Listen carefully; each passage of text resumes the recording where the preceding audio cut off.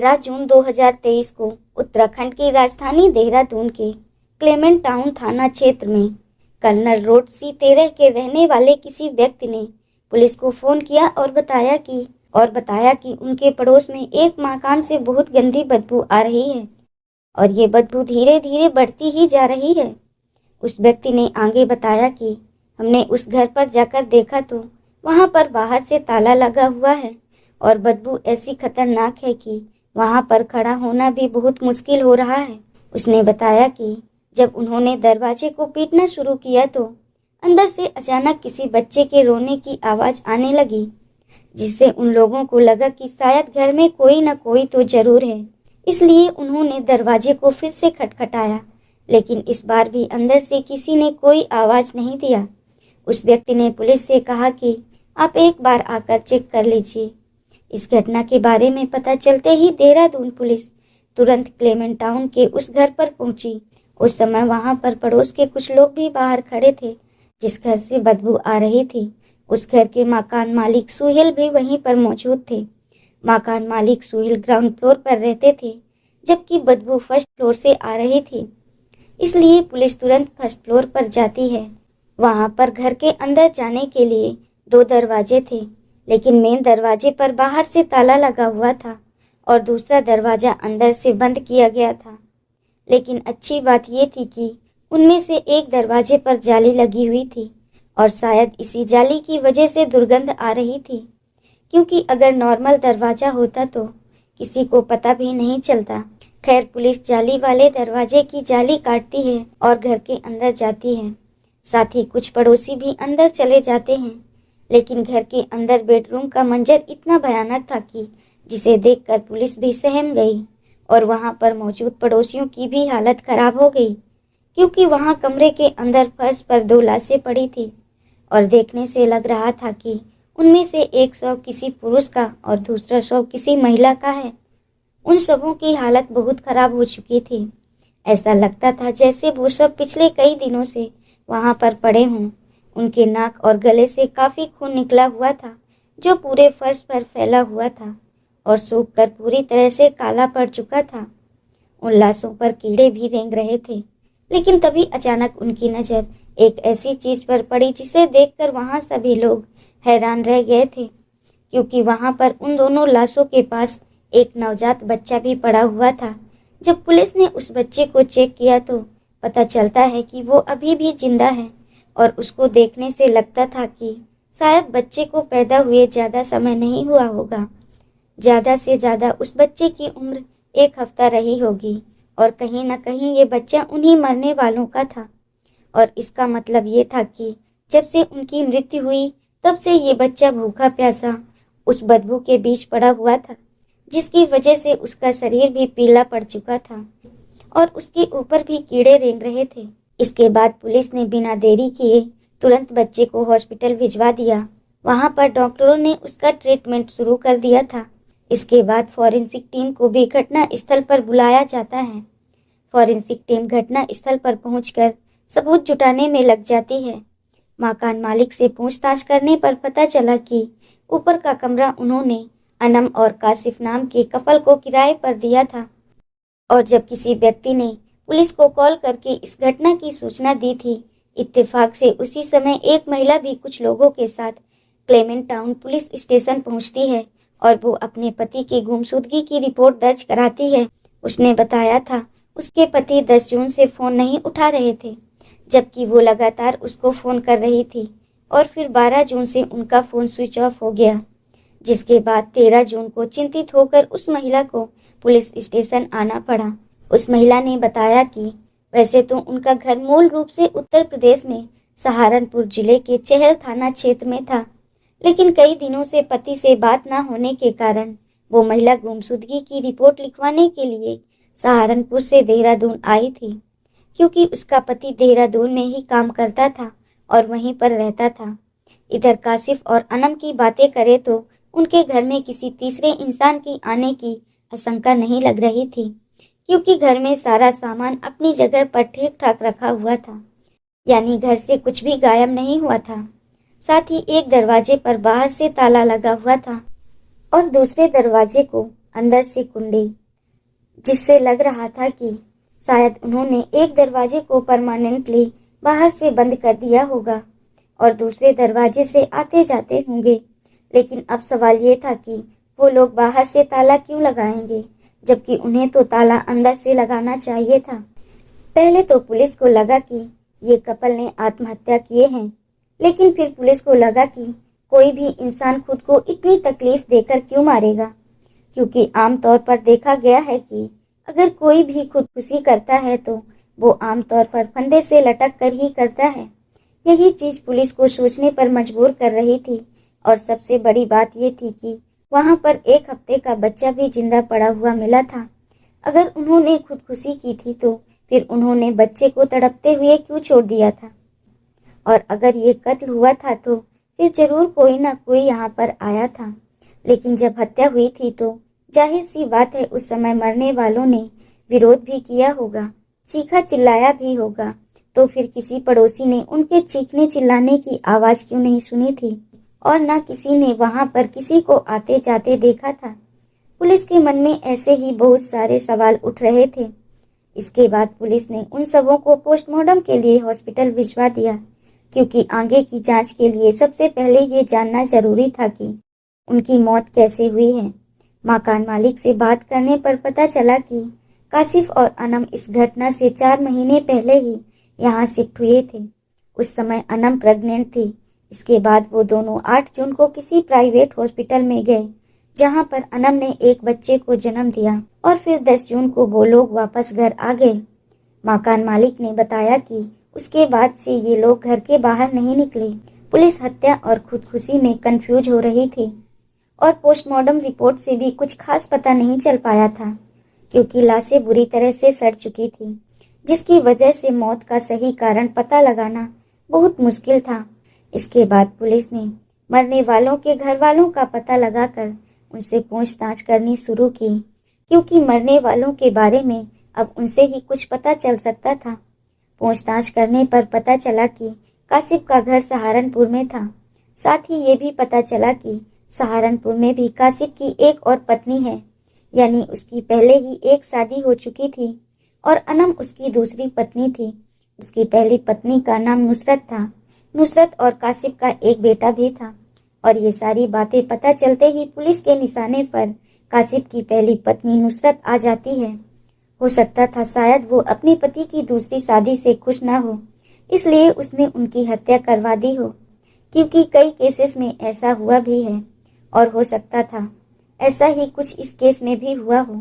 धीरे धीरे सुराग मिलते रहे, और फिर घटना के 2 दिन बाद जब नुसरत के बारे में पता चला तो पुलिस की एक टीम देहरादून से सहारनपुर के लिए रवाना हो गई।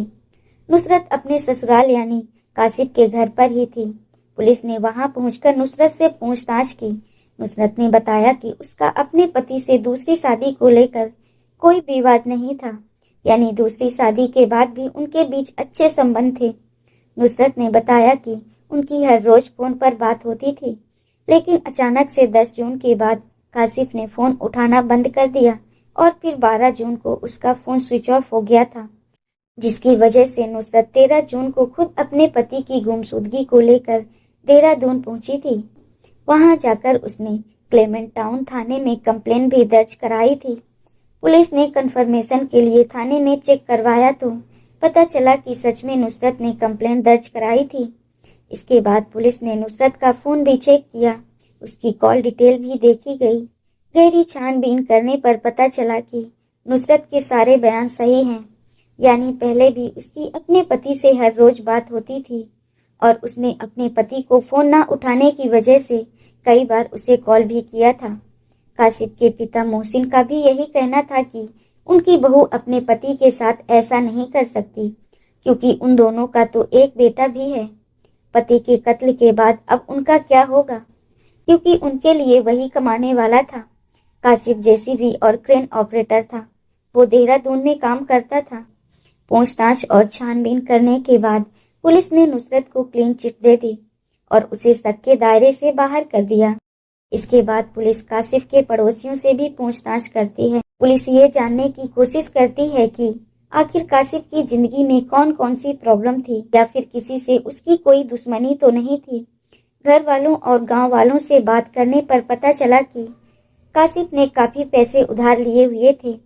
उसके ऊपर करीब 15 लाख रुपए का कर्ज था, जिसकी वजह से वो थोड़ा परेशान भी रहता था। ऐसे में पुलिस ने सोचा कि हो सकता है कर्ज से छुटकारा पाने के लिए कासिफ ने पहले अपनी पत्नी की जान ली हो और फिर खुद, लेकिन प्यार और लगाव के कारण बच्चे को मारने की हिम्मत नहीं जुटा पाया होगा। और ये भी हो सकता था कि जिनसे उसने कर्ज लिया था उन्होंने ही इस वारदात को अंजाम दिया हो। लेकिन पुलिस को लग रहा था कि कर्ज देने वाला व्यक्ति ऐसा नहीं करेगा, क्योंकि अगर वो कासिफ का कत्ल करता तो उसका पैसा मिलने की उम्मीद ही खत्म हो जाती। और जब पुलिस को सहारनपुर से भी कोई सुराग नहीं मिला तो पुलिस वापस देहरादून नाकाम लौट आई। इसके बाद पुलिस ने कासिफ और अनम के फ़ोन की CDR निकलवाई। उनकी कॉल डिटेल को भी चेक किया गया, लेकिन उसमें भी कुछ पता नहीं चला, क्योंकि उनके फ़ोन में जितने भी नंबर थे वो सभी नंबर उनके जानने वाले लोगों के थे। उसी दौरान खुशखबरी मिलती है कि मृतकों का बच्चा हॉस्पिटल में रिकवर कर गया है और अब वो खतरे से बाहर है। डॉक्टर के अनुसार उसकी हालत बहुत खराब थी। हालांकि ये बच्चा अपने टाइम से पैदा हुआ था और बिल्कुल स्वस्थ था। उसका वजन भी ठीक था। डॉक्टरों का कहना था कि अगर इसकी प्रीमेच्योर डिलीवरी हुई होती तो शायद इसकी भी अपने माता पिता की तरह मौत हो जाती। इधर पुलिस भी अपनी जांच को आगे बढ़ा रही थी और कत्ल के सुराग को ढूंढने की कोशिश कर रही थी। उन्होंने क्लेमेंट टाउन के वारदात वाले इलाके में उस घर के आसपास जितने भी CCTV कैमरे लगे हुए थे, पुलिस उन सभी को खंगालना शुरू करती है। वैसे तो उस घर के आसपास कोई कैमरा नहीं लगा हुआ था, लेकिन एक कैमरा मेन रोड पर लगा हुआ था।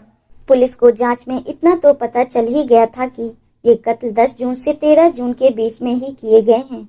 तभी तो उन दोनों लाशों की इतनी बुरी हालत हो गई थी।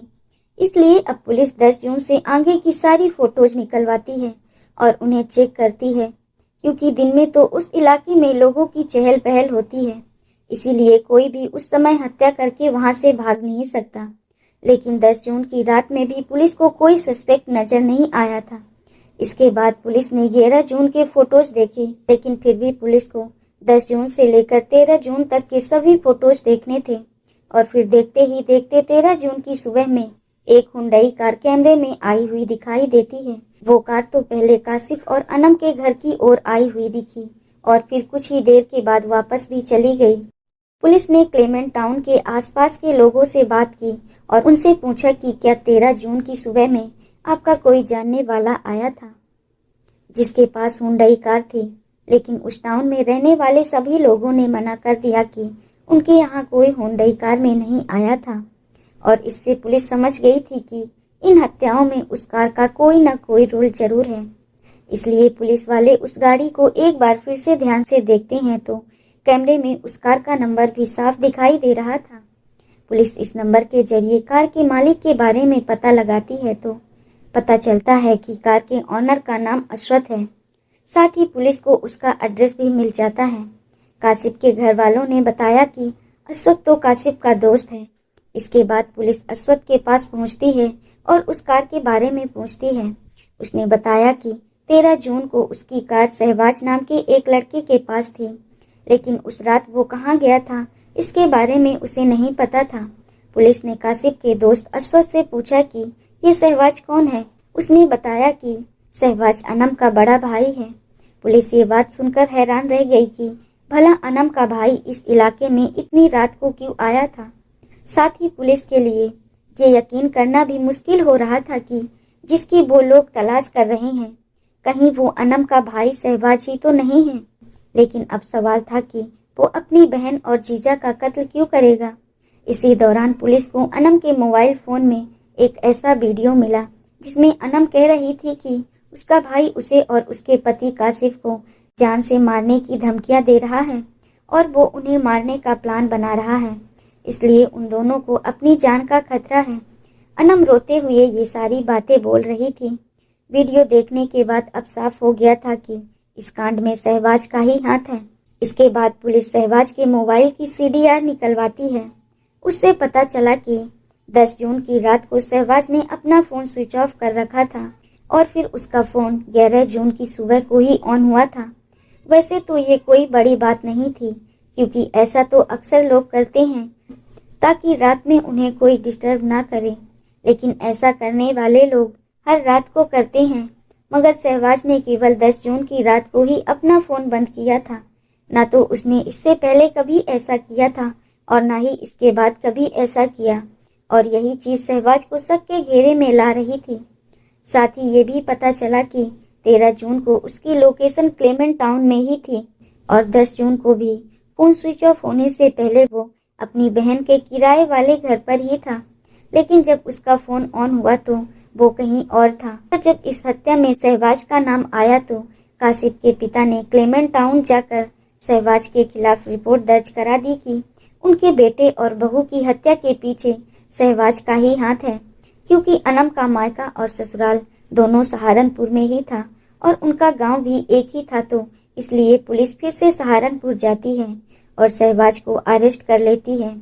इसके बाद शहबाज को देहरादून लाकर उससे पूछताछ की गई, लेकिन शहबाज अपने ऊपर लगे सभी आरोपों को नकार देता है।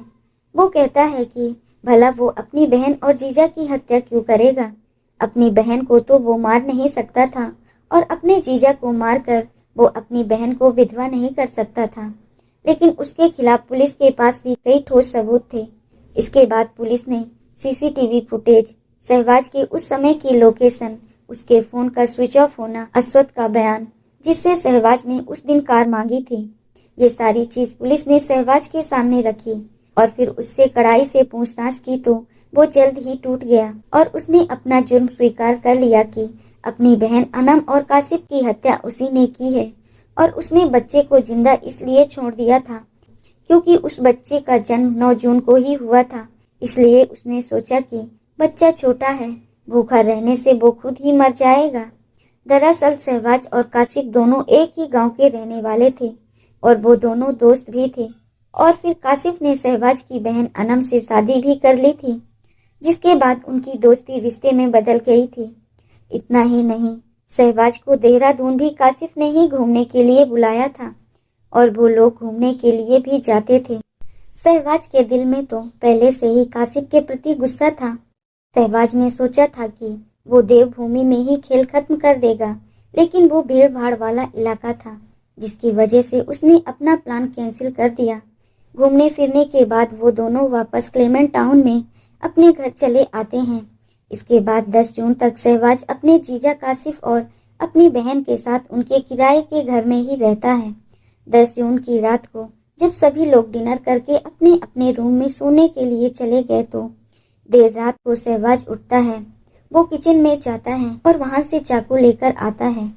क्योंकि 9 जून को अनम ने एक बच्चे को जन्म दिया था, इसलिए दोनों पति पत्नी उस दिन हॉस्पिटल में थे तो काफी थके हुए थे, जिसकी वजह से 10 जून की रात को वो लोग गहरी नींद में सो गए थे।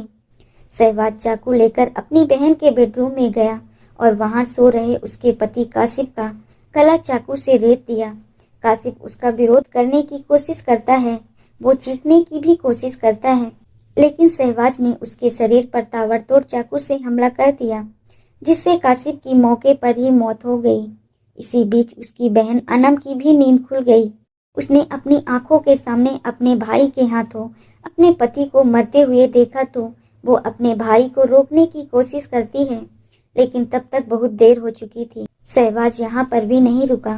कासिफ को मौत के घाट उतारने के बाद शहबाज ने अपनी बहन को भी आसानी से काबू में कर लिया, क्योंकि एक दिन पहले अनम लेबर पेन में थी, इसलिए वो बहुत कमजोर हो गई थी, जिसकी वजह से उसको आसानी से दबोच लिया और फिर उसने गला दबाकर अनम को खत्म कर दिया। इसी वजह से वो दोनों पति पत्नी बेड से नीचे फर्श पर गिर गए थे। उन दोनों को खत्म करने के बाद शहबाज ने खुद को अच्छी तरह से साफ किया। इसके बाद एक दरवाजे की अंदर से कुंडी लगाता है और दूसरे दरवाजे को बाहर से ताला लगाकर चुपचाप वहां से निकल जाता है। लेकिन घटना वाली रात शहबाज किसी भी कैमरे में जाते हुए नहीं दिखा और फिर कई दिन बाद यानी 13 जून की सुबह को वो अपने दोस्त अश्वथ की कार लेकर दोबारा अपनी बहन के घर पर आया और ठीक उसी समय वो कार कैमरे में कैद हो गई थी। खैर शहबाज बहन के घर पर आता है और ताला खोलकर घर के अंदर चला जाता है। लेकिन जैसे ही वो घर के अंदर जाता है तो वहाँ का दृश्य देखकर उसके होश खराब हो जाते हैं, क्योंकि उस समय पूरे बेडरूम में खून ही खून फैला हुआ था, जो पूरी तरह से सूख चुका था। साथ ही उन लाशों से बहुत गंदी बदबू भी आ रही थी। शहबाज ने सोचा था कि वो उन दोनों लाशों को गाड़ी में ले जाएगा और उन्हें किसी दूसरी जगह ठिकाने लगा देगा, लेकिन बदबू इतनी ज्यादा और इतनी खतरनाक थी कि वो उनके पास भी नहीं जा पाया। सबसे दुखद बात ये थी कि वो मासूम बच्चा भी उस कमरे में बेड पर यूं ही पड़ा था। इसके बाद शहबाज ने उन लाशों को ठिकाने लगाने का प्लान कैंसिल कर दिया और ताला लगाकर वो वापस अपने घर चला गया। शहबाज ने तो ये बता दिया था कि उसने ही कासिफ और अनम का कत्ल किया, और ये भी बता दिया था कि उसने उनका किस तरह से कत्ल किया था लेकिन अब सवाल ये था कि आखिर एक भाई ने अपनी बहन, जिसको माँ बने एक दिन भी नहीं हुआ था, उसको इतनी बेरहमी से क्यों खत्म कर दिया था। साथ ही उसने अपने जीजा को भी मौत के घाट उतार दिया था, और उसने अपने 2 दिन के मासूम भांजे को वहां पर तड़पने के लिए क्यों छोड़ दिया था। पूछताछ के दौरान शहबाज ने बताया कि 8 साल पहले उनके पिता की मौत हाइड्रा के नीचे दबने से हो गई थी, और उस हाइड्रा को कासिफ का भाई चला रहा था। शहबाज का कहना था कि उन्होंने जानबूझकर उसके पिता को मारा था, क्योंकि उस समय वो छोटा था, इसलिए वो बदला नहीं ले सकता था। और फिर इस घटना के 1 साल पहले शहबाज किसी लड़की से दुष्कर्म करने के मामले में जेल चला गया था। इसी बीच कासिफ और उसकी बहन अनम ने घर से भागकर शादी कर ली थी, और जब वो जेल से बाहर आया तो गांव के सभी लोग उसका मजाक उड़ाने लगे। इन सब चीजों से शहबाज के अंदर और भी ज्यादा गुस्सा भर गया था। वो अपनी बेइज्जती का बदला लेना चाहता था, क्योंकि इन सब का जिम्मेदार वो कासिफ को ही मानता था। इसलिए पहले तो उसने अपनी बहन और कासिफ को धमकियां देनी शुरू की, जिस कारण अनम ने वो वीडियो बनाया था। फिर उसने बदला लेने के लिए कासिफ से नजदीकियां बढ़ानी शुरू कर दी थी, और फिर 10 जून को कासिफ ने ही उसे उत्तर काशी चलने के लिए बुलाया था। वहां कासिफ ने मैगी बनाई और वो तीनों उसे खाने के बाद सो गए। लेकिन शहबाज नहीं सोया था। उसने रात में किचन से चाकू उठाया और कासिफ का सोते हुए गला रेत दिया। अनम की आंख खुली तो उसने शोर मचाने का प्रयास किया, लेकिन शहबाज ने गला दबाकर उसे भी मौत के घाट उतार दिया। इसके बाद वो वहां से चला गया। शहबाज ने बताया कि जब उसने कासिफ का गला रेता था तो खून का फव्वारा छोड़ गया था, और कुछ धब्बे दीवार पर भी लगे थे।